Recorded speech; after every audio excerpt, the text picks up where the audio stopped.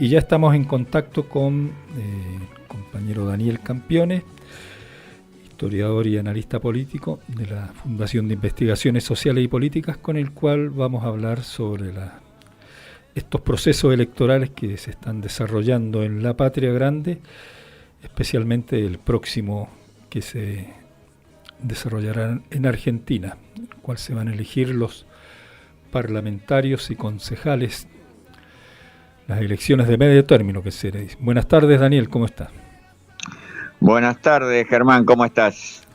Muy bien, aquí estamos, te saludamos con Alicia, Alfredo y demás compañeros. Estamos en el estudio de La Mosquitera transmitiendo a Desalambrar, una vez más, tratando de desalambrar un poco lo que hace a estos procesos electorales que se están desarrollando en un contexto tan complejo, ¿no? En lo social, en lo político, en lo económico. Sí, lo último que hemos tenido es la elección nicaragüense, donde una vez más se confirma un teorema, podríamos decir, estadounidense, en el que un gobierno es una democracia cuando es aliado de Estados Unidos y deja de serlo si no fuera aliado de Estados Unidos. Y en realidad, más allá de todas las disquisiciones politológicas, históricas y hasta filosóficas que se hacen sobre un país u otro, la realidad es que Colombia es un país democrático porque es aliado de Estados Unidos con su tradición de terrorismo de Estado, de paramilitares, de colusión del Estado con el narcotráfico, elecciones de altísimo nivel de abstención, etcétera. Y bueno, Cuba, Venezuela y Nicaragua, más allá de los matices que se pueda tener en la apreciación de esos países, de esos procesos, no serán nunca reconocidos como democracias porque no son aliados de Estados Unidos o son claramente contrarios a Estados Unidos. Creo que esta es una lógica elemental que hay que plantear y que hay que denunciar, porque continuamente se esparce esa idea de que los países aliados de Estados Unidos sí son democracias. Los organismos de gobierno estadounidenses e incluso muchos núcleos académicos norteamericanos tienen largas décadas de experiencia en esto, de caracterizar a los gobiernos a la medida de los intereses de Estados Unidos y después empezar a presionar para que haya sanciones, para que se retiren eventualmente los embajadores de ese país, para que se adhiera a determinados repudios o informes críticos de esos países. En fin, claro, todo un entramado que hay que tener en la mira, ¿no? Sí. Y en relación a eso es preocupante la designación del nuevo embajador de Estados Unidos en Argentina, ¿no? Mr. Stanley. Sí, Mark Stanley, que es un abogado del Partido Demócrata, es decir, no es un seguidor de Trump. Su solo caso nos habla de lo muy relativo de las diferencias entre demócratas y republicanos en Estados Unidos, al menos, sí, o en particular en lo que respecta a la política exterior, y entre las muchas indicaciones que le dio al Estado argentino, entre ellas las vinculadas con el acuerdo con el FMI, por supuesto, pero tuvo su párrafo dedicado a que Argentina no secunda aún la política de condena respecto a Nicaragua, y bueno, también tuvo apreciaciones sobre Venezuela o Cuba, pero claro, particularmente habló de Nicaragua, ¿no? Y eso teniendo en cuenta que Argentina no ha tenido una política intransigente de defensa de la no intervención en los asuntos nicaragüenses. De hecho, ha llamado al embajador Daniel Capitanich ya hace unos meses, claro, y llamado en consulta, como se dice en el lenguaje diplomático, y no ha sido reintegrado a Nicaragua. Así que, digamos, es una política reticente que incluso dio lugar a algún entredicho con el gobierno nicaragüense. Y sin embargo, el futuro embajador norteamericano pide más al gobierno argentino, una actitud más firme, tajante en contra de Nicaragua, ¿no? Claro, y ya al parecer ya está rindiendo sus frutos esas peticiones, porque ya ha manifestado su preocupación el gobierno argentino por los derechos humanos. Sí, sí. En Nicaragua. Marca en un nivel de preocupaciones. Y hablar de preocupación en estos casos puede ser el paso previo a avanzar en algún sentido de condena. Claro. Lo que tendría que quedar claro es que adherir a reclamos por el respeto a los derechos humanos no es malo y puede ser muy bueno, dado el caso. El tema es no adherir a reclamos que están cortados a la medida de Estados Unidos, y entonces tener una actitud, como decíamos antes, no tener una actitud contemplativa con las barbaridades del gobierno colombiano y después ser implacable con los países que no son afines al poder norteamericano, ¿no? Eso es una barbarie política, claro, e incluso jurídica, que no hay que admitir. Y en este sentido es preocupante también la detención de Facundo Morales por pedido del gobierno colombiano. Sí. Y ahí sí que, digamos, hay, no diría complicidad, sino protagonismo de distintos organismos del gobierno argentino. Claro. Para que un pedido de extradición llegue al juez federal de la zona donde fue detenido Morales, tuvo que pasar por Relaciones Exteriores, por algún área de la jefatura de gabinete y por el Ministerio de Seguridad. Y de hecho el ministro de Seguridad asumió, dio detalles sobre la cantidad y variedad de causas en las que está acusado Facundo Morales, que como sabemos estuvo preso del gobierno golpista de Bolivia en condiciones de salud muy complicadas, es decir, que ha habido un antecedente de maltrato. Y bien, y ahora recibimos en Argentina el pedido de extradición de un ciudadano argentino, de un periodista y militante, nada menos que del gobierno de Colombia, un gobierno que es recurrente en avalar de manera más o menos solapada el asesinato justamente de periodistas, de militantes sociales, de dirigentes de fuerzas políticas opositoras, y está ahí el Estado argentino, el gobierno argentino en este caso, actuando, digamos, dándole curso a un pedido de extradición a Colombia, ¿no? Es otra, como decías vos, es otro hecho más que preocupante. Claro, y en esto tú escribías hace poco un artículo donde decías, planteabas como el tono gris de las elecciones, al menos de las campañas electorales en Argentina. Me parece que está oscureciendo un poco más que el gris, ¿no? Se está poniendo muy oscuro el ambiente político, donde los candidatos parece que se ven forzados a mostrarse cada vez más duros, en el sentido más preocupante del término de la dureza, ¿no?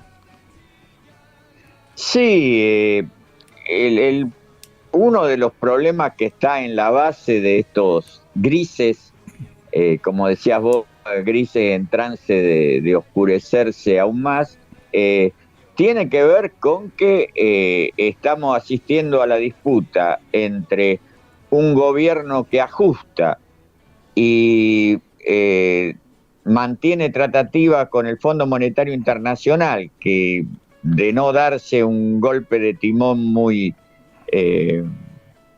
claro, no pueden terminar en otra cosa que más política de ajuste, reducción de jubilaciones, despido de empleados públicos, reducción forzada del déficit fiscal, etcétera. el gobierno está en esa negociación, ha asumido el costo político de ese ajuste o lo ha sufrido, como se vio en las PASO. Sin embargo, sigue en ese camino. La propuesta de Máxima es discutir ese sobrecargo de intereses que cobra el Fondo Monetario Internacional, pero que sería una pequeña proporción de lo que hay que pagar de la deuda, y como contrincante en las elecciones tiene a otra fuerza, a Juntos por el Cambio, que lo que propone es ser más rápido, más drástico y más diligente en seguir las indicaciones del Fondo Monetario Internacional. Entonces, la mirada de la ciudadanía, que por supuesto en su mayoría no está en los entresijos de las negociaciones con el fondo, pero sí sufre la terrible situación económica y social en que está una buena parte de la población. Digo, la mirada de esa ciudadanía sufriente no puede ser otra que la del desencanto, la de la apatía, la de la rabia apenas contenida.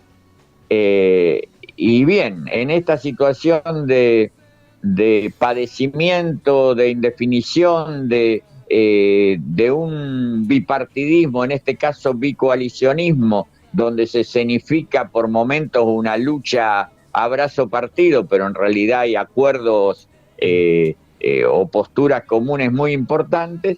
Digo, en esa situación, para colmo, se insinúa porque no hay que sobrevalorarlo, pero hay que tenerlo en cuenta, la aparición de fuerzas de extrema derecha que, digamos, le suben la apuesta incluso al programa de Máxima del Gran Capital, ¿no? Porque claro, plantean posiciones de destrucción prácticamente de los planes sociales, del empleo público, de cualquier mecanismo de regulación del Estado, que en general ni siquiera los grandes empresarios plantean de manera tan desembosada. Pero más allá del destino que tengan candidaturas como la de Javier Milei, puede ser su presencia, así no llega a ser alternativa de gobierno, puede ser muy funcional a las grandes empresas y a la derecha en general. No en vano, ya tanto Milei por un lado como Mauricio Macri por el otro han iniciado un proceso de acercamiento. Macri diciendo nada menos que sus ideas económicas son las ideas de Milei, o viceversa, que las ideas de Milei son similares a las ideas suyas, y Milei excluyéndolo a Macri de lo que él llama la casta política, planteando un antagonismo entre halcones y palomas en Juntos por el Cambio, y manifestando que él perfectamente podría ser aliado de estos halcones. Así que ahí apunta un posible reacomodamiento para hablar de esto de la gama de colores aún más oscuro de lo que estamos viviendo, ¿no? Sí. Con mirada a 2023 incluso. Daniel, ¿qué tal? Te habla Alicia del programa Desalambrar. Te estaba escuchando. ¿Qué tal, Alicia? Bien. Te estaba escuchando en esto de los grises, ¿no? Y porque el panorama es gris. Y ante el ajuste del gobierno y su acuerdo con el Fondo Monetario Internacional, y esto que dice el gobierno de que si no ganan ellos las legislativas, se va a poner peor. ¿Qué tan así es? Bien, en primer lugar, el asumir que son el mal menor, sin decirlo explícitamente, pero esgrimiendo el argumento de que ellos están administrando una pobreza de un 40% y bastante más del 40%, y un desempleo de 2 dígitos y una inflación que se acerca al 50% anual. Y sin embargo, de perder las elecciones, esto empeoraría mucho más, es asumir la responsabilidad de estar ajustando y de estar empeorando la difícil situación que el pueblo argentino tenía ya en diciembre de 2019 cuando asumieron. Esto no quiere decir que en caso de ganar legisladores Juntos por el Cambio, es probable que traten de frenar, como ellos dicen, hablan mucho de frenar, alguna iniciativa más o menos reguladora, más o menos progresista que pueda tener, o de tono progresista que pueda tener el gobierno. Es posible que esto pase si efectivamente pierde el quórum en senadores, el oficialismo, y pierde la mayoría relativa que tienen diputados. Pero me parece que ese no es el tema de fondo. No podemos estar pendientes de que si gana Juntos por el Cambio las elecciones, no se va a poder aprobar una ley que siga fijando ineficaces precios máximos o cosas por el estilo. Acá lo sustancial es que hay que apuntar a romper la negociación con el FMI, dejar de asumir el pago de una deuda externa terrible. Hay que plantear que si tiene que haber una gran reforma, no es la reforma laboral ni la reforma previsional que se plantea desde las élites económicas y políticas, sino una reforma tributaria, por ejemplo, en serio, porque los empresarios y la derecha también plantean una reforma tributaria, pero es lo contrario de lo que se podría proponer desde un punto de vista crítico, ¿no? Es claro. Ellos proponen una reforma tributaria que disminuya los impuestos directos, que disminuya los impuestos a las empresas y por acción o omisión termine recayendo el peso impositivo sobre los impuestos al consumo, sobre los tributos que paga la mayoría de la población. Acá habría que plantear un debate serio sobre los impuestos al capital. Por ejemplo, se ha dado que no es un impuesto, es un aporte extraordinario y transitorio de las grandes fortunas. Pero fijémonos que aparte de ser transitorio, es un impuesto a las grandes fortunas personales. O sea, no grava en absoluto el capital de las empresas. O sea que tenemos en Argentina ese supuesto sistema, esa supuesta presión tributaria insoportable que estarían sufriendo los que invierten, los que dan trabajo, el lenguaje de ellos, ¿no? Y en realidad tenemos empresas que pagan pocos impuestos si hacemos la comparación internacional. Claro. Ese tipo de temas son temas para dar el debate, lo mismo que dar seriamente el debate de cuál debería ser el salario mínimo y de cuál debería ser la jornada de trabajo máxima aceptada, ¿no? Porque ahí tenemos una naturalización de que se paguen salarios que en algunos casos no ya que no cubren la canasta básica para no entrar en la pobreza, ni siquiera cubren la canasta de indigencia, la canasta alimentaria, ¿no? Sí, lo mismo, las jubilaciones. Y se tiende a naturalizar ese tipo de situaciones, o el nivel de las jubilaciones mínimas, que sabemos que se ha quitado a los jubilados parte del incremento que debieran haber tenido, y tenemos jubilaciones de creo que de 25.000 pesos o algo por el estilo. Son verdaderas infamias con las que se nos trata de enseñarnos a convivir como si fuera algo normal. Claro, y en vista de estos planteos que se hacen analizando en los hechos lo que significa una u otra de estas alternativas bicoalicionistas,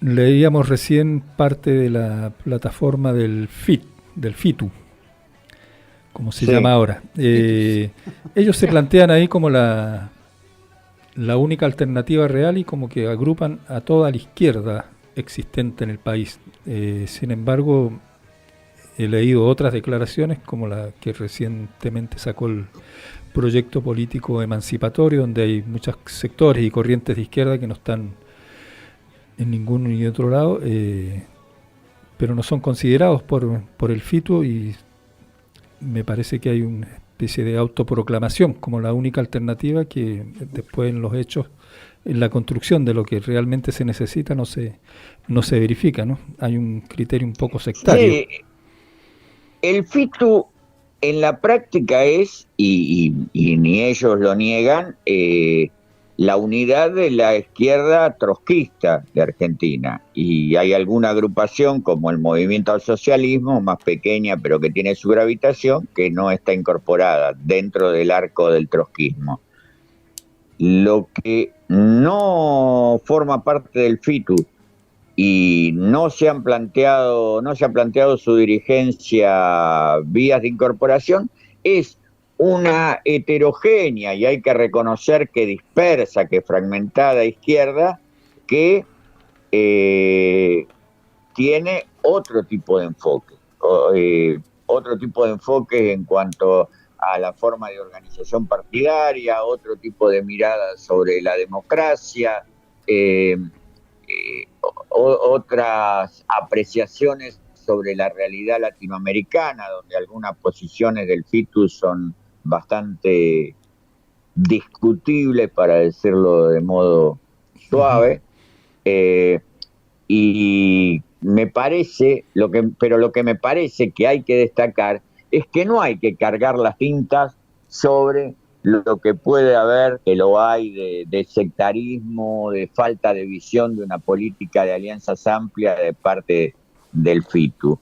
Lo que hay que señalar con fuerza es que las izquierdas que apuntan a desarrollar una mirada más independiente, más innovadora, más de ruptura en una serie de cuestiones, no han sabido hasta ahora darse una herramienta articuladora y unificadora. El que vos mencionás, el proyecto político emancipador, es un avance interesante. Convergen ahí varias agrupaciones, pero todavía es muy insuficiente. Lo deseable sería que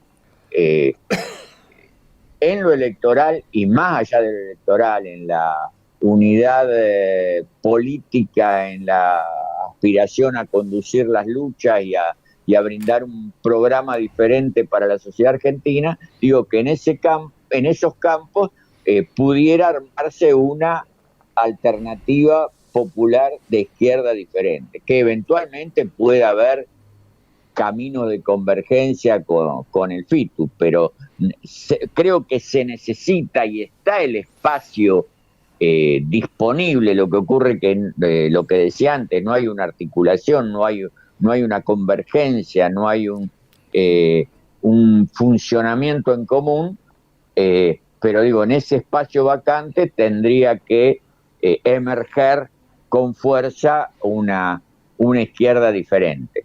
En síntesis, creo que no hay que responsabilizar al FITU de sus límites, sino ver en el viejo refrán la viga en el ojo propio de la no realización de una articulación de izquierda más amplia, más heterogénea, con otro tipo de representaciones, con funcionamiento interno de asambleas, con horizontalismo, con reconocimiento de la pluralidad, que reúna diversas tradiciones ideológicas, desde gente que viene del cristianismo de izquierda a la que proviene de la tradición anarquista, pasando por diversas variantes del marxismo, etcétera.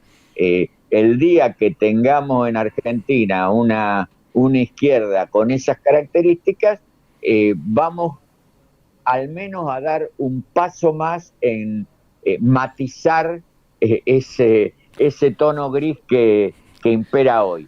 Y dicho esto, creo que también hay que remarcar que hay que valorar el ascenso que ha tenido el FITU en las PASO, y veremos si se mantiene y se incrementa. Una elección como la de Vilca en Jujuy, que orilló el 25%, es un dato interesante. Sí. Que haya posibilidades que entre Miriam Bregman de diputada por Capital también es un elemento interesante. Que logren ingresar 2 diputados por provincia de Buenos Aires, que puede estar también, hay que valorarlo, con todas las críticas que se pueda hacer, con todas las todos los límites que se le puedan ver a ese proceso. No es lo mismo que haya que el Congreso sea monocolor y los diputados estén todos en este acuerdo tácito sobre que la deuda hay que pagarla y que los medios de producción tienen que ser de propiedad privada y que lo que necesita Argentina es inversores que den trabajo, etcétera. No es lo mismo que eso sea lo único que predomine a que haya quien hable de antiimperialismo, de no pago de la deuda, de un salario básico mucho mayor, de una jornada de trabajo limitada, etcétera. Creo que hay que darle su lugar y su valor a eso. Así es, así es. Muy bien, Daniel, ha sido muy rica la entrevista y, por supuesto, te agradecemos el tiempo que nos has dedicado y esperamos contar con tu opinión tan valiosa para próximos programas. Así que el agradecido soy yo, saludos a todos por allí y muchas gracias por la oportunidad de conversar con la audiencia de ustedes. Gracias, Daniel. Gracias, hasta la próxima. Gracias.